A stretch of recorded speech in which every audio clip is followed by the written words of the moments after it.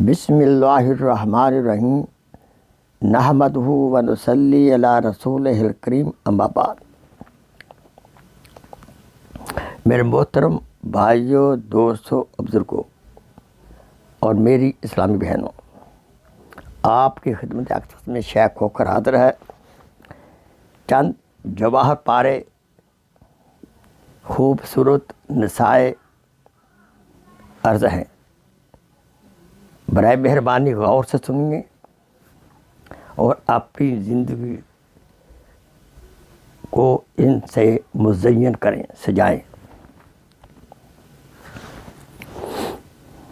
Number 1، رخصت کرنے کے بعد اپنے مہمان کی شکایت نہ کریں۔ نمبر 2، کبھی بھی اپنے ماں باپ اور استاد کی شکایت نہ کریں۔ نمبر 3، اولاد کے سامنے اپنے بڑوں کی شکایت نہ کریں۔ نمبر 4، بے موقع بولنے سے چپ رہنا بہتر ہے۔ نمبر 5، سب سے اچھا نشہ خدمت خلق ہے۔ نمبر 6، ماں باپ کا حکم چاہے ناگوار ہو قبول کریں۔ نمبر 7،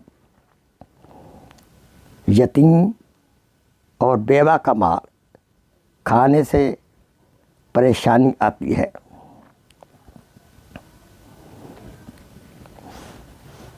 اب آگے میں نمبر نہیں گنوں گا، سنتے جائیے۔ بحث کرنے میں جاہل سے شکست کھانا بہتر ہے۔ بے ادبی کرنے سے بد نصیبی آتی ہے۔ غریب کی دعوت چاہے تکلیف دہ ہو قبول کر لیں۔ غصہ عقل کو کھا جاتا ہے، جھوٹ رزق کو کھا جاتا ہے۔ امانت دار غربت کے وقت آزمایا جاتا ہے۔ ہمیشہ اپنی زبان کو ذکر الہی میں مشغول رکھیں۔ خاموش زبان سینکڑوں زبانوں سے بہتر ہے۔